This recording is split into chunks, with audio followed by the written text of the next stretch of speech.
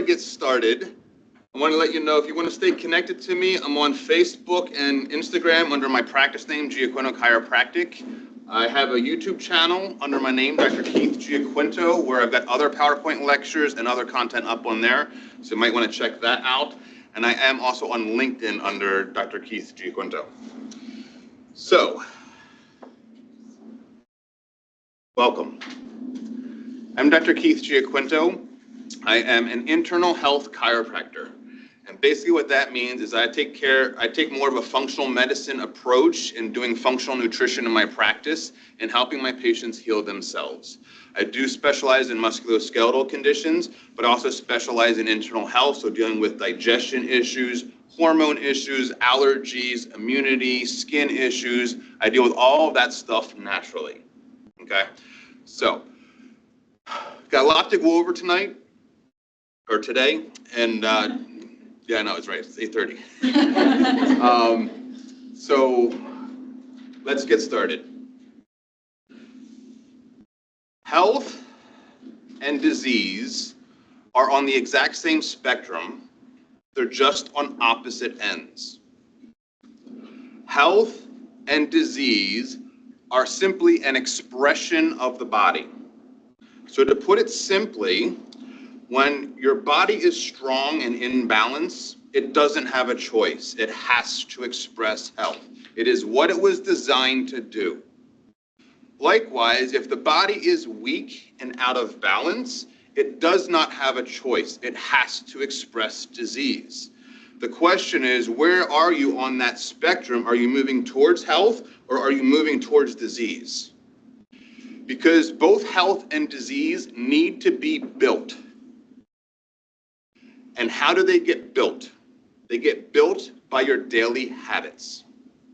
What do you do on a daily basis to nourish your body, to strengthen your body so that you're moving in the direction of health?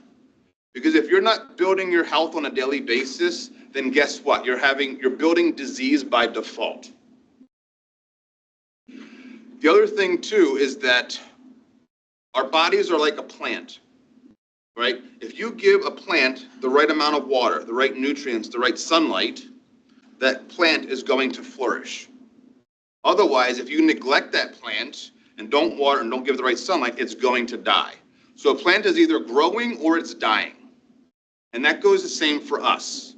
So we have to develop that mindset and learn how to build health so that we can live well into our ages and be functional. Because I want you to think about this. How do you want the last 5 to 10 years of your life to be? Do you want to be full of energy? Do you want to be independent and being able to move around? Do you want to be able to pick something up off the ground without the fear of falling? Do you want to be able to physically get down onto the ground and get back up without any issues or any assistance? Or do you want to be in a wheelchair, happen to be taken care of 24 hours a day, not knowing who you are or who's around you? Those both are choices, and that those things are built depending on what you do now, today. The problem is that people simply do not know what they do not know about health. This is why I'm here. I'm here in our community to serve and to educate people so that we know how to better take care of ourselves.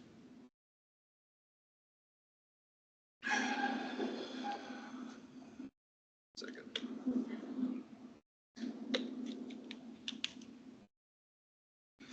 My purpose is to educate, inspire, and empower as many people as possible to step up and fully own your health. So if you don't understand that this thing called life is a marathon, it's not a sprint.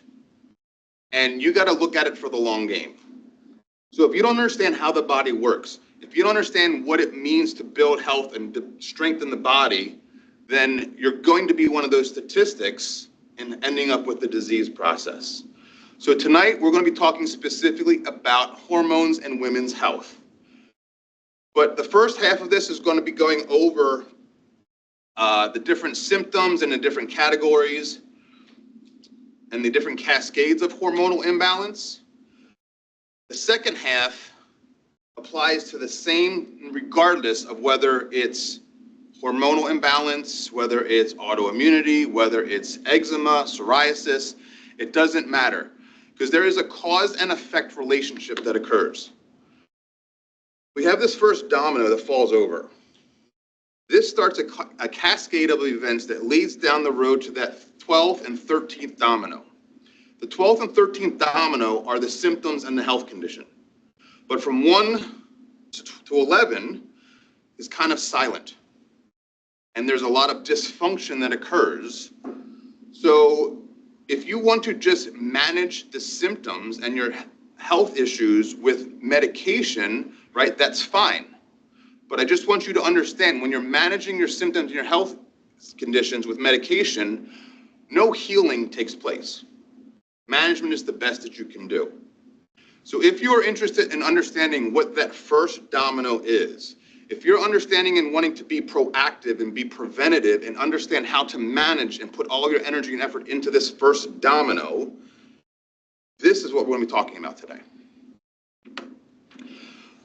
So we're going to deepen your understanding about how the body works in relation to hormones. But also, I want you guys to be able to share this information. Do not let this conversation here today end when you leave the room. You've got family, you got friends, you got people that you care about. Share this information with them, because it is very quite powerful. We do not understand how powerful we are as a human being and an individual. We're never led to believe that, especially when it comes to our health. So let's dive in and let's get started. Some of you have seen me speak before. I have this saying, stress is the cause of all disease. Men is the cause of all stress.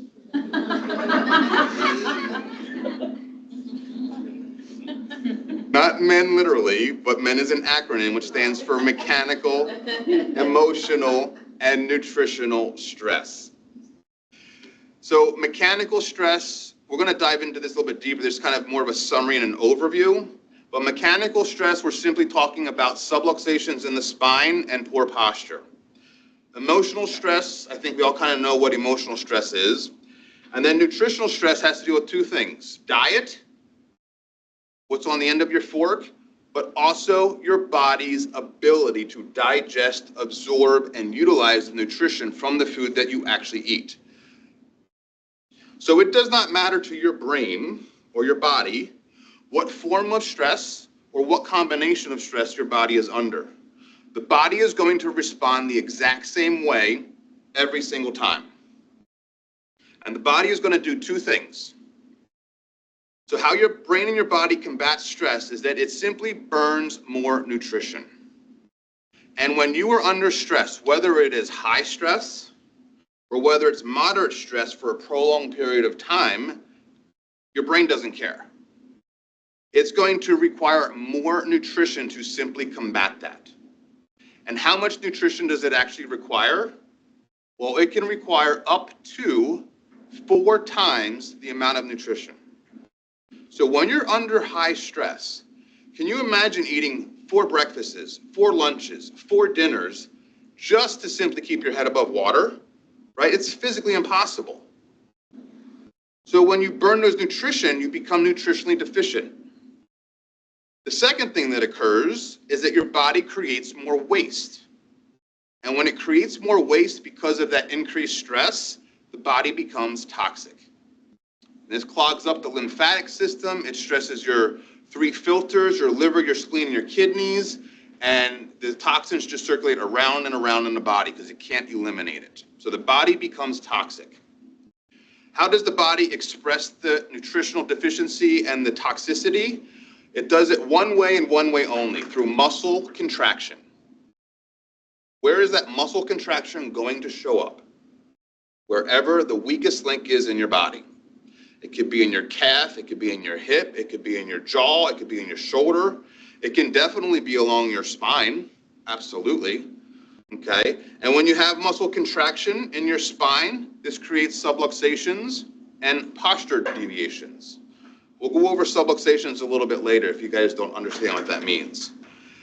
And when we have subluxations and posture deviations, we have nerve interference. Your brain cannot communicate properly to your body.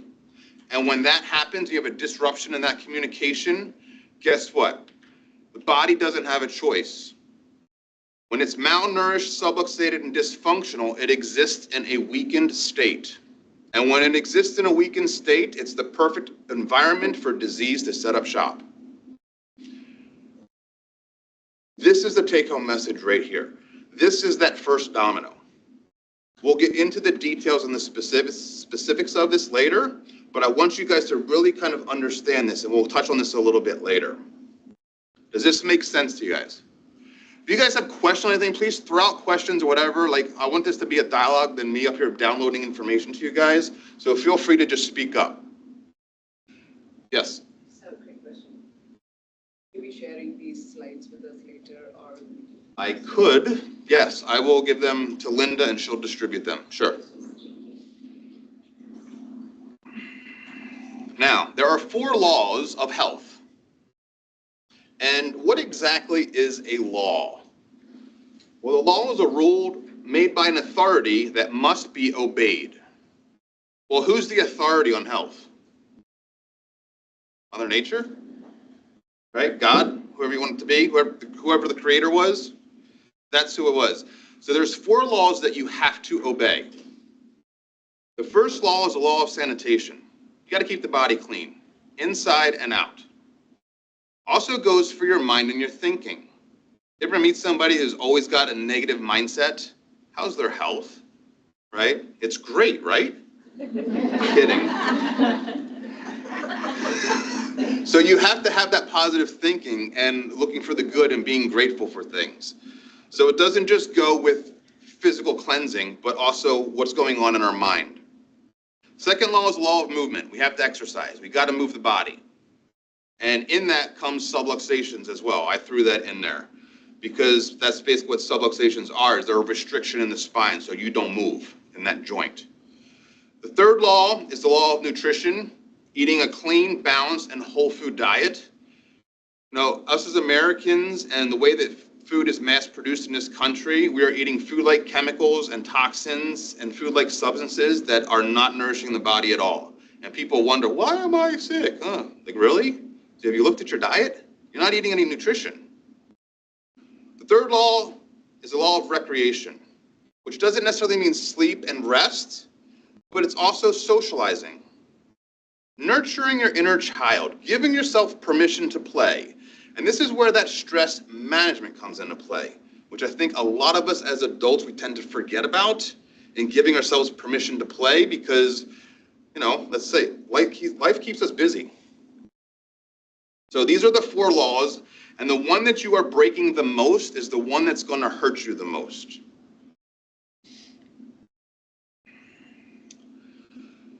So, stress in men. We talked about how the body handles stress, but there's 2 systems in the body that handles stress. The first system is the sympathetic nervous system, and we'll touch on this in a couple of slides. But the sympathetic nervous system is that fight or flight response. And when you become sympathetically dominant, you're going to get certain symptoms that are going to show up. What's going to happen? Well, the first thing that's going to happen is you're going to weaken your digestion system. You're going to decrease the detox function in the liver, and the liver is the main filter that has to deal with hormonal balance. So it decreases the detox function in the liver. You have a hard time falling asleep. You go to bed and you're laying there for an hour or 2 before you fall asleep because your nervous system's so wound up, it can't calm down. It's also going to weaken your immunity. And then you're going to get tired and fatigued. So that's the first thing, is the sympathetic nervous system fights stress. The second thing that happens is that it's going to hit the hormonal system through the adrenals. The adrenals are a little gland that sits on top of your kidney that is also responsible, our first line of defense against stress. So when your adrenals become exhausted or out of balance, you're going to decrease absorption of nutrients. So not only is it weakening your digestion system, but you're not absorbing your food either. And if you're not absorbing your food, how are your cells and organs supposed to get the nutrition that they need? You're going to have blood sugar issues, right? Blood sugar is up, blood sugar is down, can't maintain it. You get lightheaded when you miss a meal. When you have blood sugar issues, you can become more irritable or angry, hangry, anxiety-ridden, depressed-ridden, all because of blood sugar issues. You have a hard time staying asleep. You fall asleep at night, but then you wake up at 2 or 3 o'clock in the morning, you toss and turn, you're wondering why you can't get back to sleep. You also decrease immunity, and you cause fatigue. So these are the two main systems that have to combat stress in the body. Now, when your adrenals are exhausted, then who has to make up the slack for that? Well, thyroid. These are a partial list of symptoms that you can get when your thyroid is out of balance. The other thing that happens is that your ovaries are going to get hit. And these are some symptoms of ovary PMS type symptoms. And then if it goes on long enough, then it's going to affect the pituitary gland. The pituitary gland is in the brain. We're going to go over all these specifically, but I rarely find that the pituitary gland is the primary source of a lot of these issues, unless there's like a tumor or something that's in there. But usually the pituitary gets hit last, but the adrenals, the thyroid, and the ovaries are usually the first ones to get hit. Now I'm going to talk about this slide later, but I just want you to remember what has to be digested for us to get the nutrients. What are the 3 macronutrients? Carbs, fat. Carbs, fat, protein. You got it. So when we look at this, the adrenals need protein. The thyroid needs protein and fat. The ovaries need fat. So just kind of put a pin in that because we're going to come back around that full circle later. I don't like where that's going. Why not? I'm not body shaming. I didn't hear anything about carbs, I'm just saying. And you'll see why that's important later. All right. So what is a hormone? Hormone are chemical substances that act like messenger molecules, and they get transported through the blood. Travel through the blood, tissues, and organs to control how cells and organs function. And they control things like growth and development, metabolism, sexual function, reproduction, and mood. There's over 50 different hormones that the body actually produces. These are just a few examples of them. Even though hormones make up a small amount of the actual body weight, they have a huge influence on our overall health. So if they're out of balance, you're going to have health issues. So, hormonal imbalance. What are the main players? We already talked about some of them. The pituitary gland, the thyroid, the adrenals, the sex organs. But you have to have proper communication from your brain to your body. And this is where subluxations and the spinal health comes into play with that as well. The other main player are nutritional deficiencies. If your organs don't get the nutrition that they need, they cannot do their job. Regardless of how much the brain is sending that signal, hey, make more of this hormone, make more of this hormone. The organ's like, I can't. I just simply can't. I can't keep up with it. And then the last thing is the autonomic nervous system, which is the sympathetics and the parasympathetics, which we're going to go over in a moment. Now, we have secondary players that are involved with hormonal balance. This is the gut and digestion and your microbiome, and also the liver. As I mentioned before, the liver is a filter for the body, but it also does other important metabolic functions like carbohydrate, protein, and fat metabolism, and it also has to detoxify and balance hormones. So if the liver is clogged up and can't do its job, you're going to have hormonal imbalances. Because I don't know if you guys have seen this before, but we have organs attached to our spine through the nerves. Do you guys understand that? So if we have a subluxation in our spine that's coming out to a particular organ, is that organ going to function properly? No, it's not.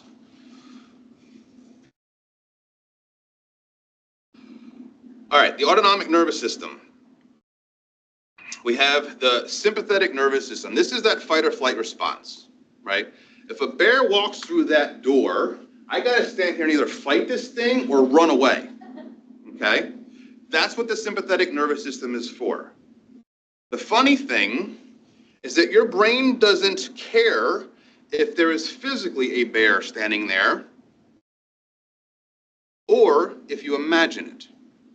It does not recognize the difference.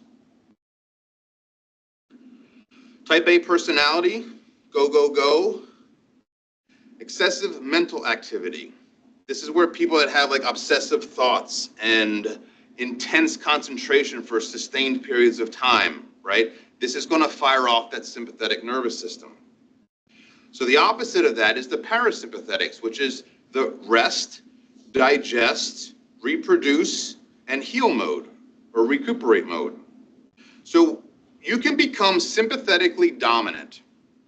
So this sits on a teeter-totter. So when you have stress that comes into your life, you get sympathetic nervous system gets stimulated. But it's supposed to be temporary and transient. It's supposed to balance back out. Well, what if that stress is sustained, right? There's certain things that you can do that will stimulate that.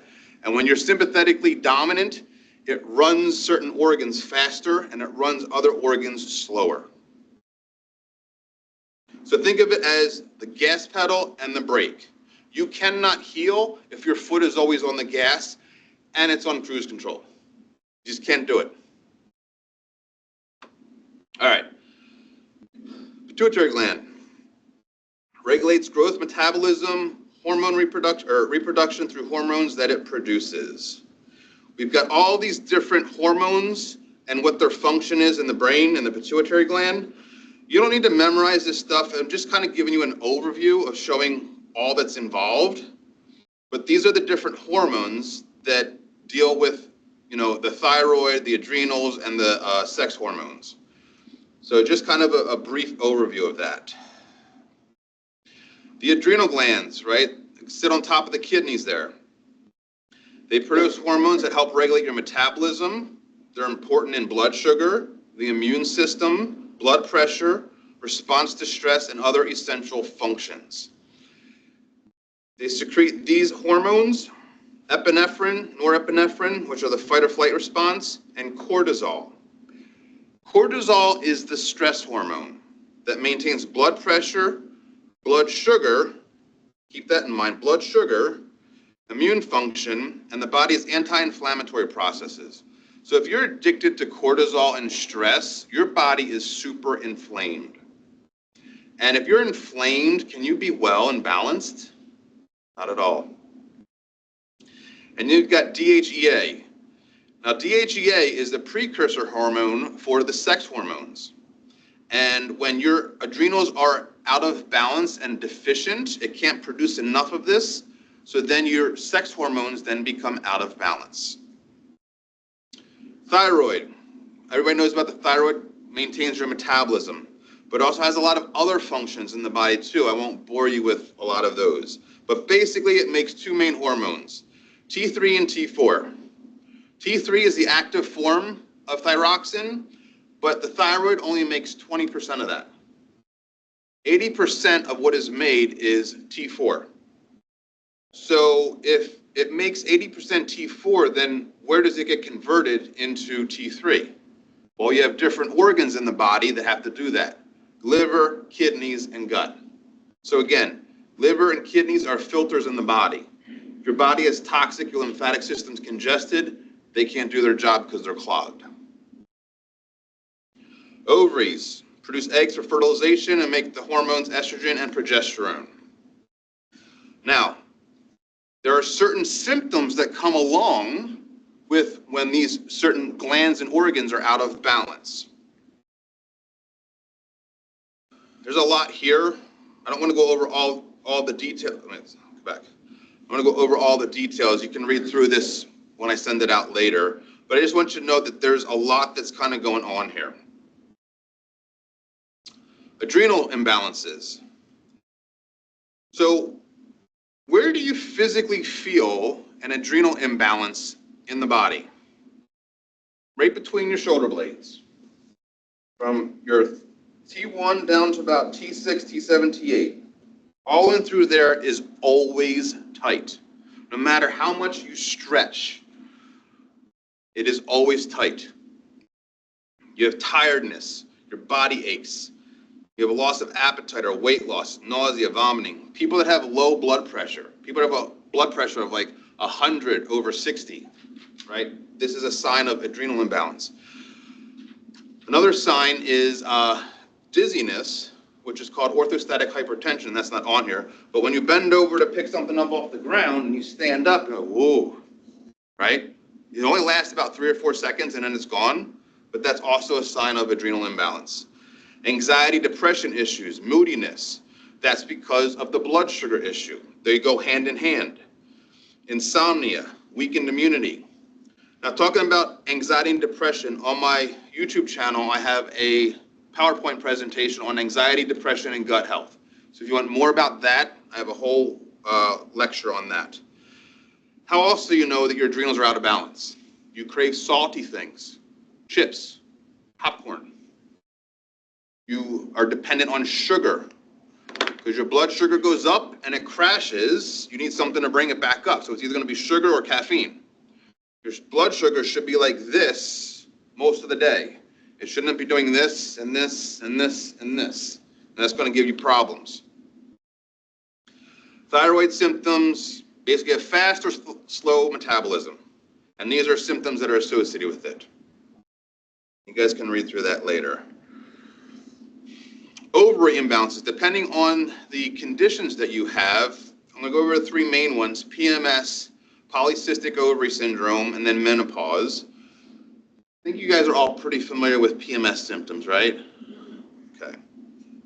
Polycystic ovary, a little bit different, but kind of similar a little bit. And then we got menopause symptoms, right? Hot flashes, difficulty sleeping from night sweats, heart palpitations, headaches, migraines, muscle aches, joint pain, dry skin, reduced sex drive, right? You can read through the rest of this stuff. It's kind of pretty simple and self-explanatory. When I asked for a smoking hot body, menopause is not what I had in mind.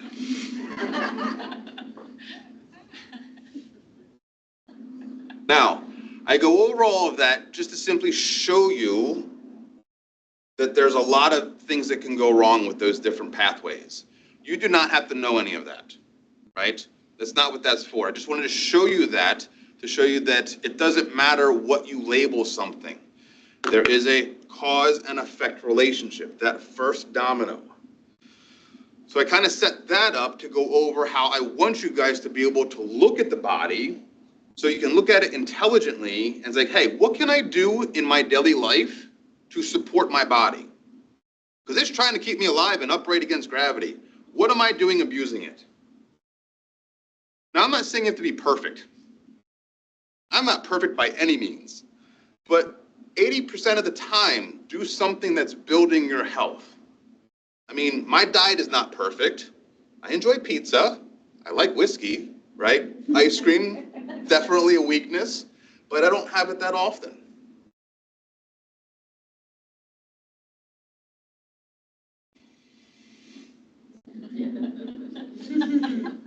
I wish tossing and turning at night would be considered exercise. All right, now, this is what I want you guys to really understand. These 3 things: mechanical, subluxations, posture issues, emotional stress, and then nutritional stress. So you got your anatomy, your neurology, and your physiology. So when my patients come in to see me, I just go around the horn here. It's like, all right, mechanically, did you trip and fall or mechanically injure yourself? Did you try to move something and throw your back out? Right? No. Okay? Have you changed your diet at all? Did you go binge drinking over the weekend? Or have you fallen off the wagon and started eating like crap? No, my diet's been pretty much the same. Well, then what does it have to be? Emotional. 85% of the patients that come in to see me have a primary source of stress that's emotionally related. So when you have that emotional stress that's there, you're burning nutrition, you're causing muscle contraction, which then causes the mechanical issue. So I'm treating two things when my patients come in to see me, going after the cause while at the same time treating the effect. I'll give you an example. I do a special breathing technique called emotional breathing release technique that has been a game changer in my practice when I learned this years ago. And it's a simple technique that I do that it takes a couple of minutes to do, but it has a significant impact on releasing the emotional stress from your subconscious. Had a patient come in that he works from home and he's on the computer, he's on the phone a lot, and he had a tremendous amount of work dumped on his plate. And it is stressing him out. He's like, I can't handle the amount of work I have to do. So it showed up in his body, in his neck, terrible headaches, pain radiating down to his arm. I'm like, okay. So I took a mechanical approach for 2 weeks. I adjusted him. I did soft tissue work. I did electric stim. I did ice, trying to help to calm down that muscle contraction in his neck. 2 weeks. With that approach, if it was purely a mechanical issue, should have gotten at least 50% better. In 2 weeks' time, the pain level did not change at all. Like, okay, we're barking up the wrong tree. I'm like, all right, lay it on a table. Before I even adjust him, his next visit, I checked his body to see where it was coming from, and his body was saying, oh, it's emotional related. So I do this emotional release technique on him, and I'm like, all right, I get done, like, all right, sit up. Kid you not, he looks at me, he's like, what did you do to me? Like, the pain in his neck was gone. He still had some radiation down into his tendons and lingering stuff up into his head, but the initial pain was gone. That's how powerful our emotions are. And if you release it, the body knows what to do. Because you remember, your brain can only handle whatever's screaming the loudest at it. So if you got right shoulder pain, I guarantee I can make that right shoulder pain go away in seconds. I can come over and stand on your right foot and really lean into that, right? You're going to forget all about your shoulder pain. So your brain can only handle what's screaming the loudest at it. So we're kind of like an onion a little bit, and we got layers to us. So when you if you got like 12 different monkeys on your back, and you take 2 of them off, your brain's like, oh, okay, whew, thank you. All right, now the focus is over here. Thank you for taking care of that, but now we got to go here. So there's all these different things that are going on. And then people that have a nutritional issue, right, that have a digestion issue, that can't digest their food, do you think that's going to make them more irritable? Do you think that's going to make them not feel well, bloated, gassy, constipated? Yeah. So the nutritional can affect the emotions, which will then, again, cause the mechanical. So if you truly have a mechanical issue, right, I bent over to pick something up heavy and I tweaked my back. All right. No other thing was going on there, then doing a mechanical solution will take care of the mechanical cause. So I want you guys to really kind of understand this, because this is that first domino. Let me say the same thing, only different. You've got your structure, your bones, your muscles, your connective tissue. On the other hand, you've got your function, your organs, your physiology, your nutrition. These are connected through the nervous system. So mechanical, emotional, nutritional. You cannot separate structure and function. If you've got a problem with one, you're going to have a problem with the other. The question is, which one is primary? I'll give you another example. I had a 56-year-old male come in to me who had, neck pain, hip pain, your typical musculoskeletal case. But he also had this chronic tightness in his upper back. And he explained to me that he has had asthma his whole life, and he's on an inhaler for emergency uses only. So when I was doing my report of findings on him, I showed him that chart with the organs, and I'm like, so you have asthma, so your lungs are weak. Do you think possibly that that's what's causing the tightness in your upper back? Because the nerves that go out there go right to your lungs. He's like, huh. I never knew that. He's been to many chiropractors his whole life. No one ever explained that to him. So I gave him some enzymes and some supplement to help strengthen his lungs. Upper back pain gone. It really is that simple when you find the right thing. So you cannot separate structure and function. You just got to find out which one's the primary.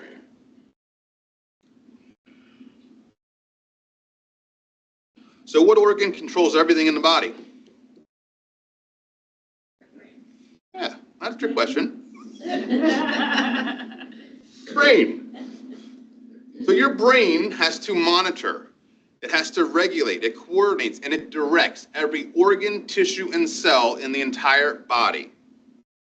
But it has to receive the proper information from the body in order to be able to adapt, process, and send the appropriate response down the spinal cord and out to the body. The spine has an intimate connection to the brain and the body. Subluxations disrupt this communication, and also poor posture does. Think people walking around with this forward head posture, rounded shoulders slumped over. You think they might have like neck aches, headaches, allergies, asthma, sleep issues, right? So poor posture does play a role in that physical health. All right, mechanical stress, subluxations. Who here has never heard of the word subluxation before today? Okay, quite a few of you. That's why I'm glad you're here. This is what chiropractors treat. And if you don't know this exists, you don't know you potentially may have them, how do you know to get well? Subluxations are simply a misaligned vertebrae that disrupts the brain-body communication, and when this happens, it causes stress in your brain and in your nervous system. So we've got 24 vertebrae from our head to our pelvis. Every vertebrae needs to move independently of the one above and below it. So due to tight muscles, poor posture, poor diet, stress, right? Instead of these vertebrae moving independently, they get stuck and they move together as a unit. And when that happens, it puts stress on the nerves and it decreases communication. And then we also have poor posture as a part of mechanical stress.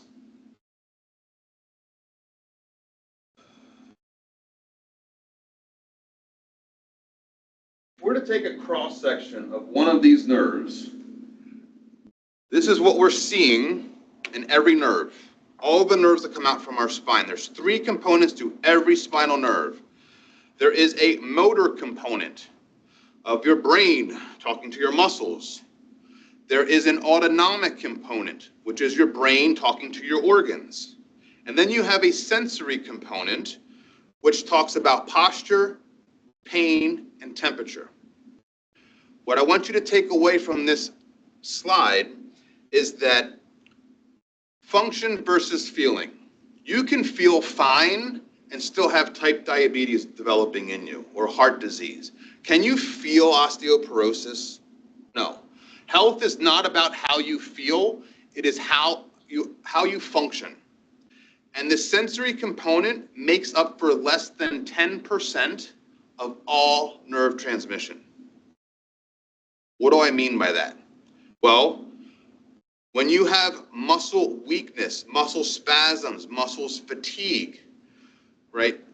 You have organ-related issues, allergy, low energy, digestion problems, breathing problems. 90% of the time, you're going to have a loss of function before you experience pain. I have so many patients that come in to see me that have allergies or asthma or digestion issues, have no back pain, no neck pain at all. But I know they've got subluxations because they just don't feel it. Because you're only going to feel pain in your neck and your spine or your back in the most acute or extreme situation. But you're going to have a loss of function 90% of the time. It's kind of like cavity, right? Do you guys feel a cavity when it's first developing? No. When do you feel a cavity? When it's really bad. Yeah, exactly. Same thing applies here. So there was a study done back in the 70s by Dr. Su, and he did a series of studies showing that 10 millimeters of mercury pressure could cause a 40 to 60% decrease of electrical transmission down the course of a nerve. So 10 millimeters of mercury, that pressure is about the weight of a dime. So when you have subluxations, right, we've got 24 vertebrae. There's a nerve that comes out every side. Could you imagine having 10% loss here, 20% here, 30% here, 60% here? Do you see how cumulatively that adds up to a lot of dysfunction in the body? Will you feel pain? Maybe, maybe not. But you're going to feel symptoms of something. It's kind of like we get up and go about our day. How do we communicate with our outside world? What are different forms of communication? Speaking, what else? Body language. Body language. Writing.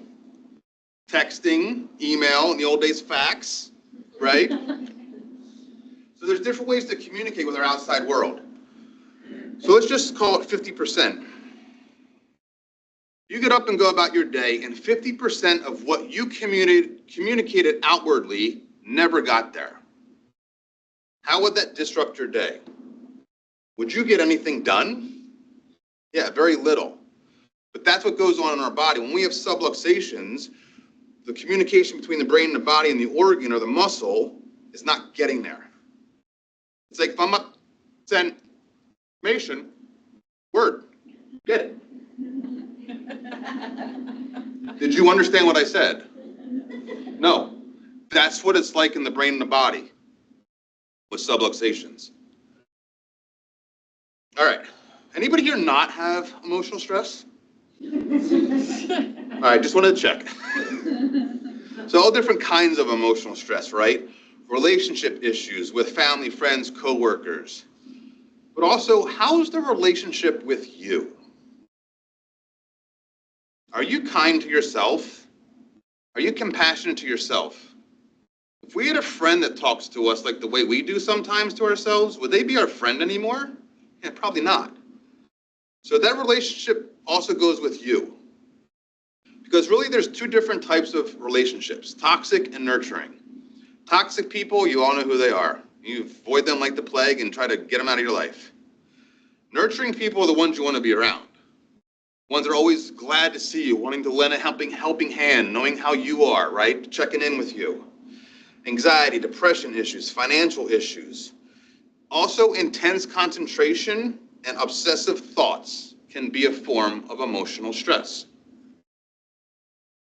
This is the breathing technique that I do. When something happens to us emotionally, it gets stuck in our breath. Because we have our conscious mind and we have our subconscious mind. If something happens to us consciously and we refuse or don't know how to deal with it on a conscious level, what do? We shove it down inside of us. And it gets stuck in your subconscious mind. And when it gets stuck in your crawl there, how does that manifest? A zillion different ways. So the breathing release technique that I do helps to get that subconscious emotional stress and release it from the body. It's very powerful. Let me see if there's another example I can give you.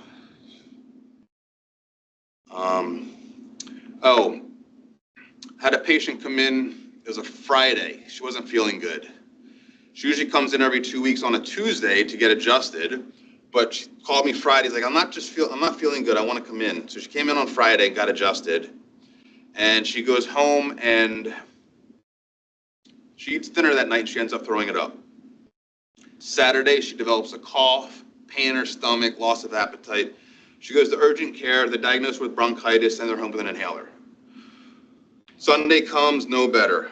Monday comes, no better. Tuesday comes, she comes in, she's like, I need to come in.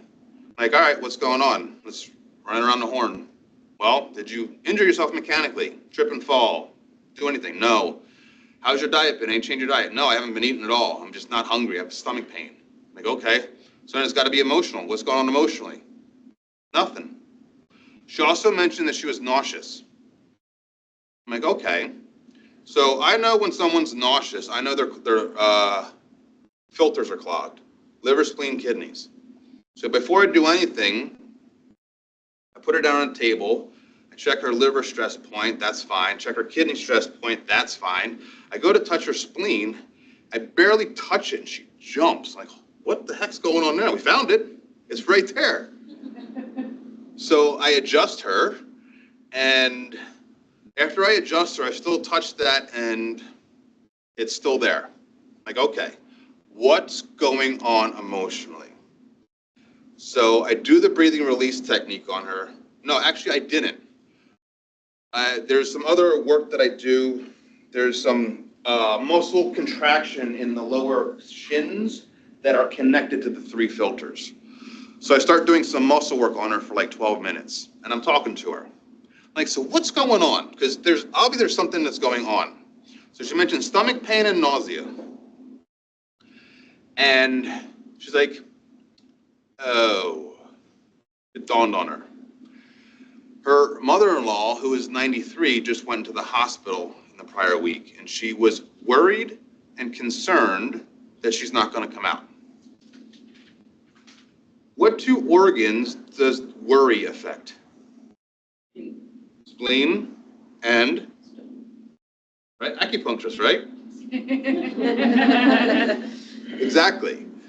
So just the fact that she brought that to light and she's like, oh, she acknowledged it. She had like 1 tear.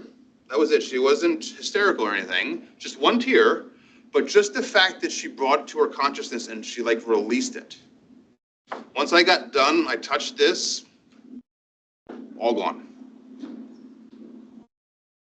Pretty cool, isn't it? Sorry, I get excited about this stuff. All right, so on my website, I have a blog that I wrote about emotional stress management, 9 tips to master your inner peace. I also did a YouTube video on 9 tips to increase your emotional fitness. They kind of overlap a little bit, but me talking about it. And then there's a case study about the one I just told you that's on there, along with some other things about emotions. So if you want more information on that, you can go and check that out. All right, nutritional stress, like I talked about, is diet and what's on the end of your fork, but also your body's ability to digest, absorb, utilize, and eliminate the nutrition from the food that you eat. I have so many patients come in to see me that exercise rarely. They eat very clean, but they still have all these health issues. It's not a question of their diet and their lifestyle. It's a question of how is their body functioning, or how I say not functioning, okay? And that's kind of what my specialty is. My practice name is Giaquinto Chiropractic and Digestion Center. Why chiropractic and digestion center? Well, your spine is very, very important. And if you don't have brain-body communication, you're not going to heal. Your gut is very, very important. If you can't digest and absorb the nutrients from the food you're eating, you're not going to be well. So those are the top of the priority that needs to take place and to be in balance if you want to be well. Because let's face it, what we eat and put into our body is either going towards creating inflammation and causing disease and speeding up the aging process, or what we put into our mouth is going to be building health, maintaining homeostasis, and increasing our longevity. Again, you don't have to be perfect. Whiskey tastes pretty good. So, I mean, pizza, who could, anyway, especially from Costco. I'm human too, okay? All right, now, what are the results of weak digestion? Well, we've got bloating, gas, reflux. We have dysbiosis that occurs in the microbiome, leaky gut leaky gut, which is inflammation and toxins that are not supposed to be in the body get into the body, which then leads to bowel toxicity, and your body's reabsorbing all these toxins. And where does everything from the gut go? Where's the first thing that it goes to? Everything gets shot into the liver through the portal vein. The liver, your main filter, has to detoxify all of that stuff before it gets into the general circulation. So if your liver can't do that job because you've got too much toxicity or your microbiome is out of balance, then how is it supposed to balance your hormones? Can't. If you want more on the whole digestion thing, I have 2 different digestion talks on my YouTube channel, so you can look it up there. But this is just on a quick overview. All right. Remember I said in the beginning that one slide, adrenals need what? Protein. Thyroid needs what? Fat and protein. Ovaries need what? Fat. So what is the relationship to the nutrient groups in the body? What are the 3 main categories that have to be maintained in order for the body to maintain homeostasis and to be in balance? There's only 3. We need a source of energy. The body needs to be able to grow and repair itself to maintain the tissue. And this is where hormonal production comes in. And then we have regulation of body processes. So what is the raw material of the nutrients that the body needs to be able to do these things? Well, I heard somebody saying, why isn't carbohydrates getting all the crap, right? Well, carbohydrates is important because it's a source of energy, but it's only a source of energy. What does fat do? Fat is a source of energy, but it also helps to grow and repair and make hormones. We also have minerals, vitamin minerals, and water. What do these do? Well, growth and repair and regulation of body processes. So what's missing? Protein. What does protein do? All 3. How much protein do you guys eat?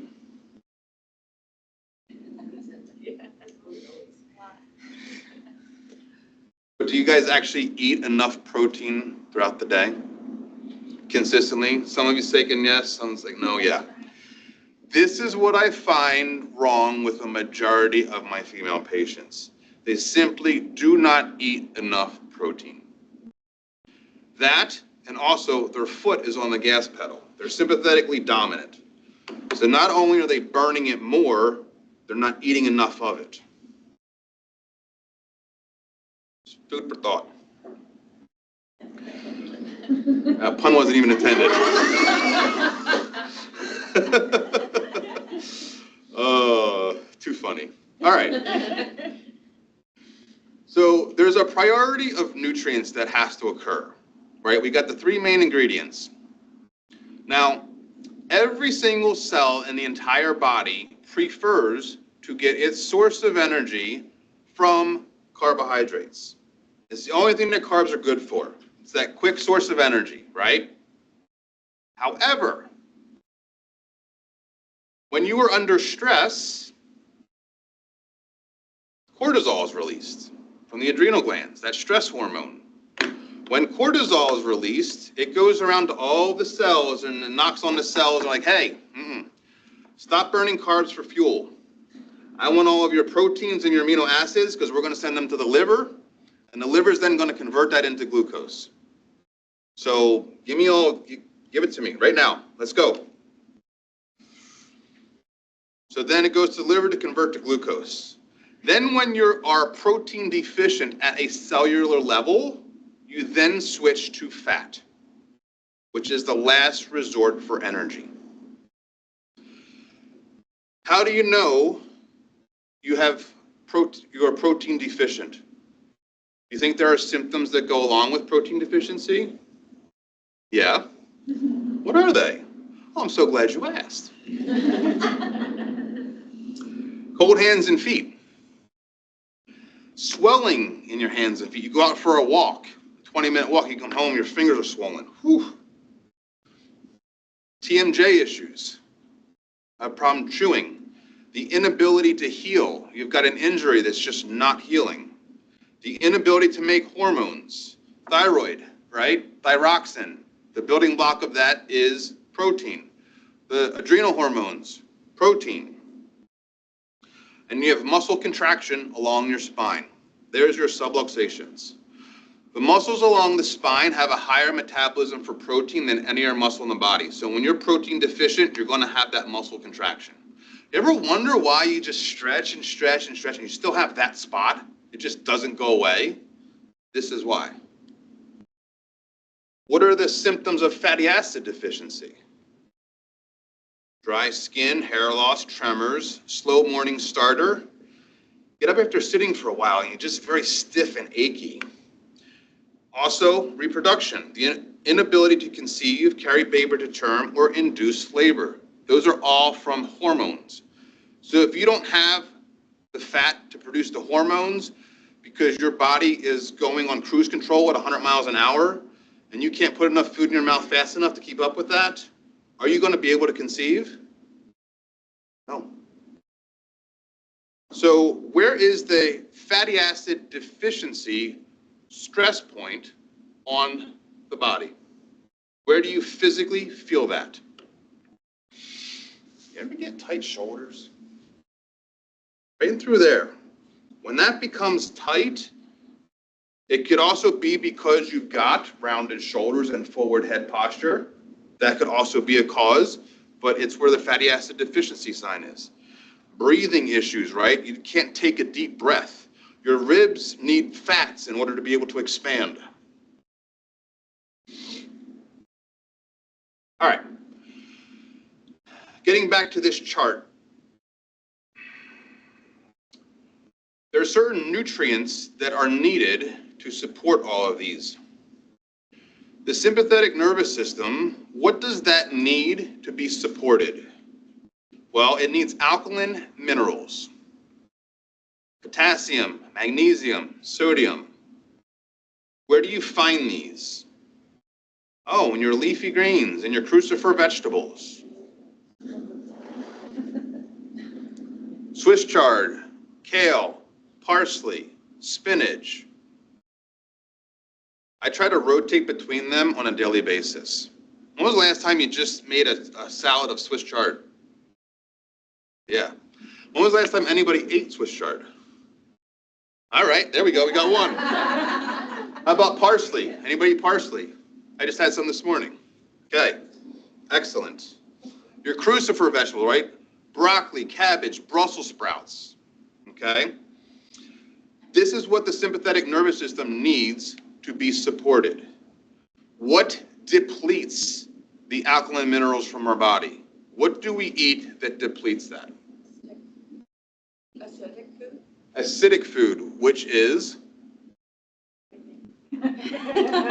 sugar, right? Your processed sugar and food, your baked goods, your pastas, your breads, all of that. So the more simple sugars you eat, the more you're going to pee out these alkaline minerals.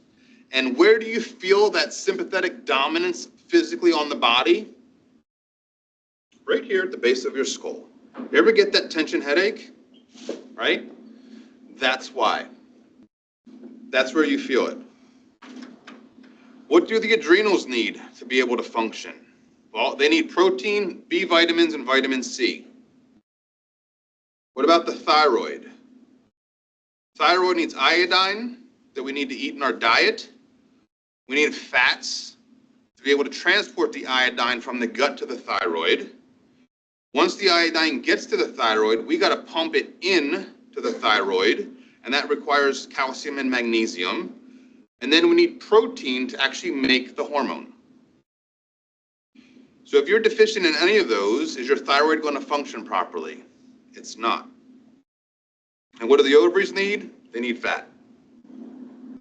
So I have enzymes and supplements to deal with all of these issues. Is this making sense to you guys? Do you see how simple this can actually be? So the priority sequencing for disease. It first usually starts with the diet. We go off the rails on our diet, we start eating poorly. When that happens, we usually end up getting digestion issues, whether they are clinical or subclinical. Then we have elimination issues, constipation, diarrhea, which then affects inflammation in the body, which then in turn stimulates the immune system. Where's 80% of your immune system located? In your gut, exactly. So if you got digestion and elimination issues, do you think you're going to have immune issues? Absolutely. Then you have the autonomic nervous system, right? The sympathetics and the parasympathetics. Then it hits the endocrine system and your hormonal system, and then lastly, the lymphatic system. When I say the lymphatic system, do you guys understand what that is? So your lymphatic system is basically the sewer system of the body. It collects all of the toxins, the debris, the cellular waste that happens from cellular respiration. And it's got to circulate around and around in the body. Now, who has to filter that out? Well, your three filters: liver, spleen, kidneys. So if your liver, spleen, kidneys are clogged, are you going to be able to eliminate those toxins? No. So the lymphatic system has to dump all that toxicity back into the blood. And where does it do that? Right here behind your clavicle. You got your thoracic duct and your lymphatic duct here. So if you use the pad of your finger and you rub between your clavicle and your upper trap, rub firmly there. If that's tender or you feel it contracted, you've got lymphatic congestion. Okay? This thoracic duct here drains the right side of the head and the right arm. This one over here drains the left side of the head, the left arm, and the entire lower extremity. In other words, if you had 18 inches of sewage on the first floor of your house, how long would you be able to live there before you got sick? That's what a clogged lymphatic system does in the body. So this is how we get sick, then there has to be a way that we get well. And you have to take care of the highest priority first. If you deal with the digestion issue and you don't clean up the lymphatics or balance out the hormonal system, you're not going to get well. So you start at the bottom and take care of the highest priority in order to get healthy. We do not need to outsmart the body. The body knows exactly what to do. We just got to give it the right support so that it can do its job. And how do you balance these things out? Well, this is where the chiropractic and the enzyme work that I do comes into play. Now, when I say enzymes, you guys understand what enzymes are? Okay. No? Okay. So basically, we've got protein, fat, and carbs, vitamins, and minerals.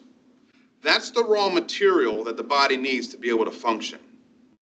The problem with those things is that they do not have the capacity to do work. You need the enzymes to put everything together. In other words,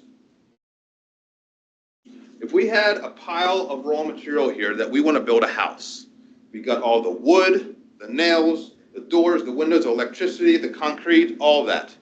Is this material going to build the house itself? No, it's not. So you need the workers to put everything together. Well, what if you had 2 workers working on that?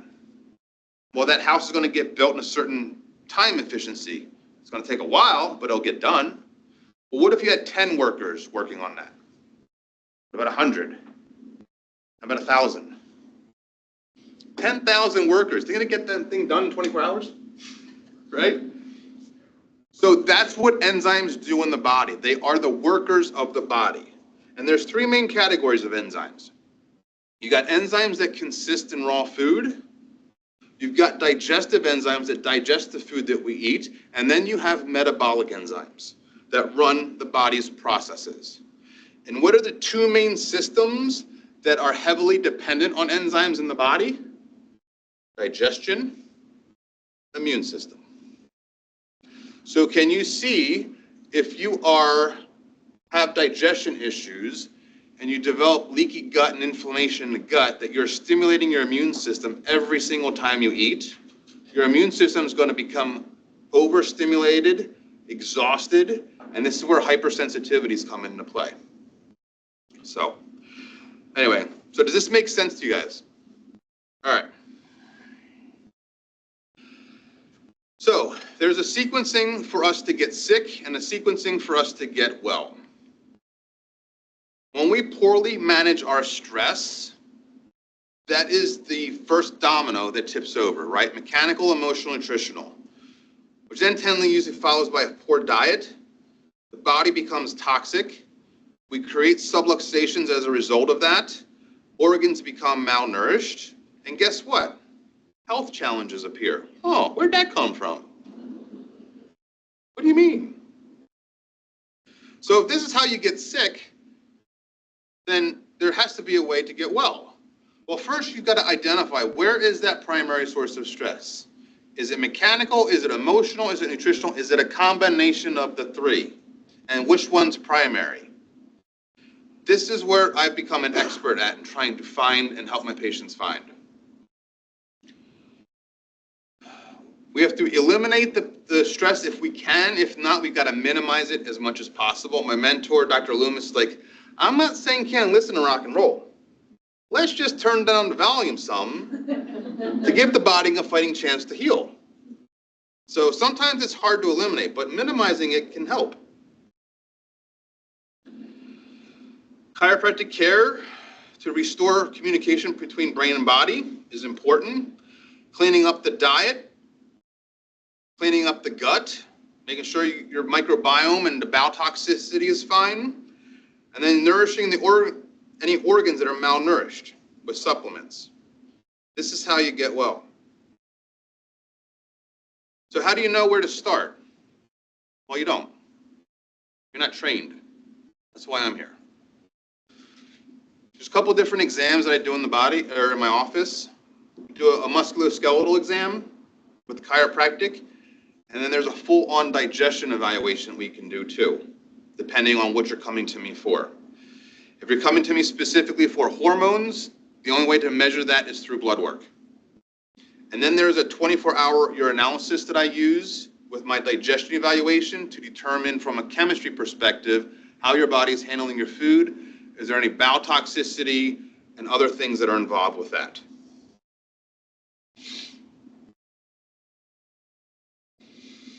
Okay.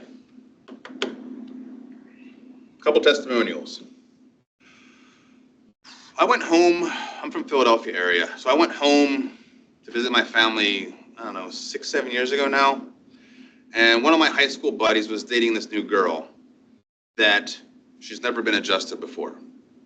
You know, my dad made me a chiropractic table at home, so when I go home, everybody lines up. You know? So she lays down, she's scared to death to be adjusted, first of all. I'm like, all right, well, I don't have to, like, I can do a gentler form on that. So I lay her down, and her lower back is like really tight. I didn't do a history or anything. I just found what was out of balance, and I corrected it. So I adjusted her back, her neck, and it was probably like 3 weeks later. Like, that's all I did, just one adjustment. Probably like 3 weeks later, I'm talking to my friend, and he's like, hey, my girlfriend wants to talk to you. She has a question. I'm like, okay. She's like, would that adjustment have any effect on my period? Why? Why do you say that? We didn't even have a discussion about that. Well, usually several days before, I know it's coming. And this time when I got my cycle, I didn't even know it came. Huh. Well, the nerves in your low back go to your sex organs. Yes, it's definitely a good possibility. So just by simply getting an adjustment helped her feel better. Stacy was in her mid-20s. She came to me because she had lower back pain, but her cycle was so bad that she had really bad cramps that she literally had to take 2 days off work when she had her cycle. Like, really bad. Like, this is not good. So I started adjusting her, and I gave her some supplements to help support her ovaries and sex organs, and now she has her period no problem. So when your organs are malnourished, they have to scream and yell at you, whether it's nutritionally or whether it's not receiving proper information from the brain, right? Rachel, she was more of a complex case. She came to me, her mom brought her to me for a second opinion because she's 19 years old. She hasn't had her period in 9 months and her hair's falling out. She was seeing another holistic practitioner that had her on 20 different supplements for months. No result. So she comes to me and I'm like, okay, well, let's go around the horn. Mechanical, emotional, nutritional. She's never been to a chiropractor before, never been adjusted. What do you think was her primary source of stress? Emotional, right. What did you say? She said the mother. You're not wrong. Her primary source of stress was emotional because she was 19, she's going to school full time, she's living at home.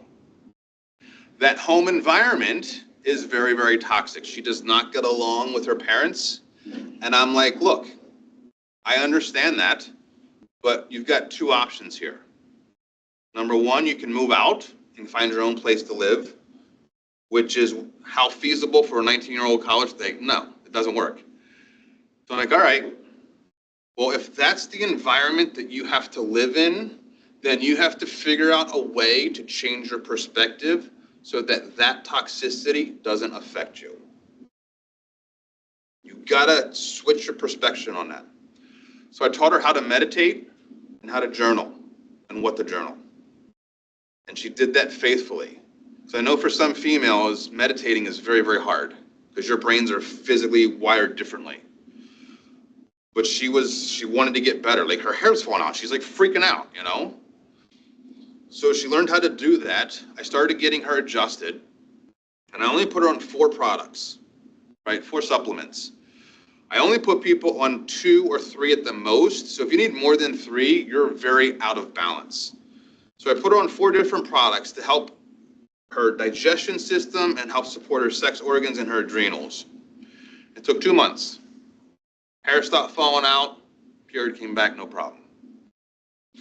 So when you find the right thing, it doesn't have to be hard. So this is why I want to give each of you guys here a gift. And that gift is to simply come in and get checked. If you want to do this and take me up on this opportunity, I will check your spine, I will check your posture, and check your digestion system. And I'll do this at my expense. So if you want to take advantage of this opportunity, on the bottom of your stress survey, just check that box. Or if you want, I've got times up here for the next week. You can come up and schedule right now today. Okay? Now this opportunity is only going to be good for the next 2 weeks. So make sure you kind of come in and make that happen. So what I want to leave you guys with is simply this. Health is a skill. We're not taught how to work, how our body works, what health is really about. So it's a skill just like anything else. How do you get good at playing the piano? You sit down and you play. How do you get good at shooting foul shots? You shoot thousands of foul shots. But when it comes to health, it's very multifaceted. You've got stress management, you got diet, you got exercise, you got chiropractic care, the right supplements, whatever it is that works for you. Nurturing your inner child. You got all these different aspects of health that you have to work towards in building and strengthening the body. I'm a big fan of baby steps. Take one thing and focus on that one thing for a month. When it comes to diet, I talked to my patient about this. Well, do you drink soda? Or do you drink cow's milk? Can you eliminate those things from your diet? Can you drink more water? Let's be very, very simple and start there. Then once you've mastered that and that becomes easy for you, then move on to the next thing.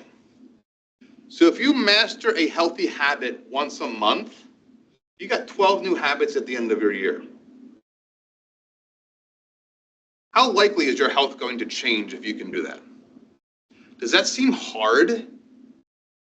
Well, for some people, maybe. People don't like change, but it can be.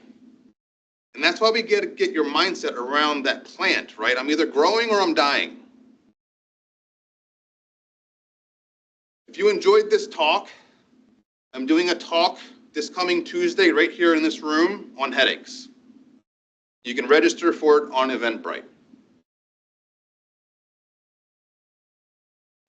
Now it's up to you. I'm here to help you in any way that I can. If you got any questions, I'm more than happy to answer them. Thank you for your attention.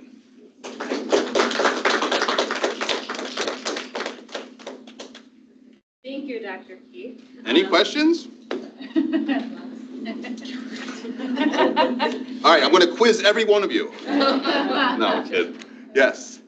Who? Oh, no, that was, I pointed it, okay. yeah. So when it comes to like hormonal acne, does that have to do with any of the specific hormones you're talking about? So we've got 4 organs of elimination in the body. Large intestine, kidneys, lungs, skin. So hormonal acne, especially for teenagers, it's a liver issue. Because what's happening now, they have an influx of all these new hormones, right? Who's got to balance that out? The liver.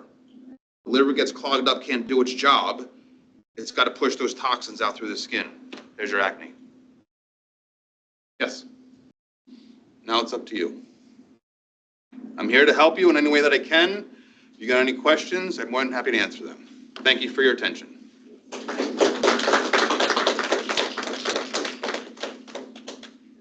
Thank you, Dr. Keith. Any questions?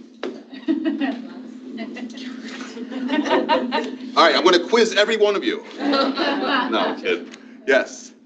Who? Oh, no, that was, I pointed it, okay. yeah. So when it comes to like hormonal acne, does that have to do with any of the specific hormones you're talking about?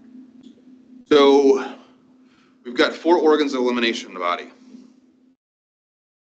Large intestine, kidneys, lungs, skin. So hormonal acne, especially for teenagers, it's a liver issue. Because what's happening now, they have an influx of all these new hormones, right? Who's got to balance that out? The liver. The liver gets clogged up, can't do its job. It's got to push those toxins out through the skin. There's your acne. Yes. I'm trying to figure out how to phrase the question. Just throw the words out there. Menopause is the word. So Okay. I've heard, menopause, perimenopause. What happens to your hormones?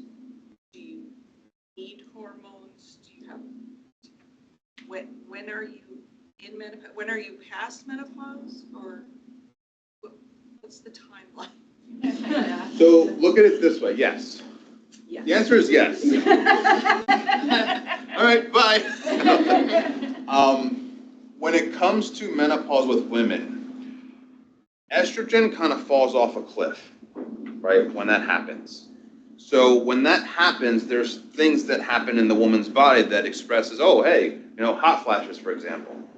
Whereas opposed to men go through the same thing. It's called andropause, but they lose about after like 35 or 40, they start to lose 1 to 2% of testosterone a year. So it's more of a gradual loss as opposed to the women just falling off a cliff. So look at it this way. When this cliff event happens, how out of balance and weak is your body? Because the more out of balance and weak your body is, and then this change comes, the more symptoms you're going to have, the worse your experience. So if you actually get your body into balance, I've worked with so many women that have hot flashes and stuff like that just through supplementation and adrenal support and things like that. So if you can balance out your body and nutritionally feed your organs and keep them supported, menopause will be a breeze. That is a possibility, right? People just don't know that exists. Good question. Anything else? Yes. With thyroid issues. Yes. On people who've had thyroid issues for, let's say, decades, is it possible to move away from doing the management portion through prescription and actually treating it through some of the things that you've discussed today? That is a really good question. My answer is it depends. It depends on how much damage is done. It depends on how open the person is to learning a new way, to believing a new way, and to putting energy and effort into existing differently, which not a lot of people are. But if you are, the people that, I tell my patient all the time, your biggest asset or your biggest liability are the 6 inches between your ears. If you believe you can, you can. If you believe you can't, you can't. So as long as there is life in that body, you've got blood flowing to that thyroid, why could it not be possible? It's just people don't believe it because they're not led to believe that. But having said that, if it's the thyroid is really that far gone, management might be the only thing that you can do. So it depends. And dependent on how far gone the thyroid is, that's obviously something that you can tell through lab work, right? I mean, Yeah. it doesn't really necessarily matter how high the medication or prescription might be at this point. It just very well could be. Yeah. So look at it this way. We have stress, right? We got to figure out what's having a foot on the gas pedal, right? What's stressing out the adrenals? Because that's what has to happen first. When the adrenals are exhausted, the thyroid has to make up for that imbalance.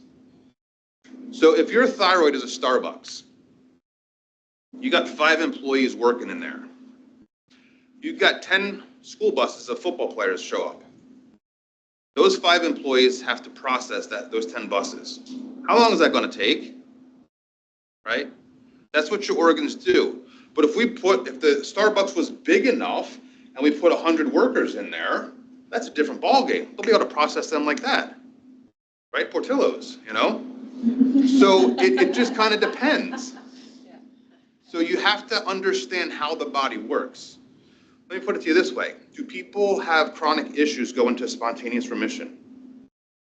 All the time. All the time, yeah. Why does that happen? Do you think there's an emotional component that they've brought from the subconscious to the conscious and released it?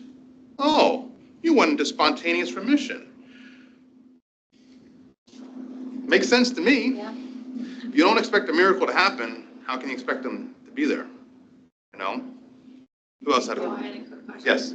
Mine's probably very specific to myself.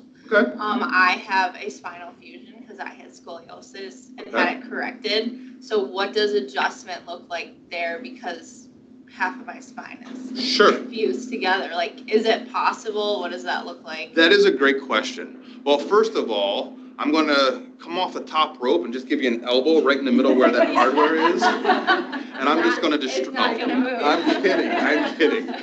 No, there are different adjustments that I can do for different people. I mean, I have patients who have laminectomies and fusions in their neck and stuff all the time. So as long as I know where that's at, like chiropractors have common sense. We do an examination and a thorough history and imaging if needed to figure all that stuff out, to make sure it is safe to adjust somebody. So I have different techniques that I utilize with using my hands and just manually adjusting people, but I also have gentler techniques that I do too that doesn't involve any twisting at all. So it all depends on what your body needs. I mean, I have, 80-year-old women that are osteoporotic, I'm not really bouncing on them. I'm doing more gentle work, So, great question. Anything else? Yes. Are you finding, or do you know if there are connections between this work and mental health as well? I mean, I A assume. lot so, of just gut issues, yeah. talking about- Diet and the microbiome. If your gut's on fire, your brain's on fire. And it has a lot to do with the inflammation from that and leaky gut and the omega-3 to omega-6 ratio. So people that have mental health issues, what is their diet like? It's terrible. All they eat is sugar and carbs. That's all they eat. So you're trying to get the parent or somebody to change that. Because if you're not willing to change that, like if your house is on fire, how much gasoline do you really want to put on it? But people don't want to make the change. That's why baby steps. Baby steps. All right, anything else? Thank you, guys. This was awesome.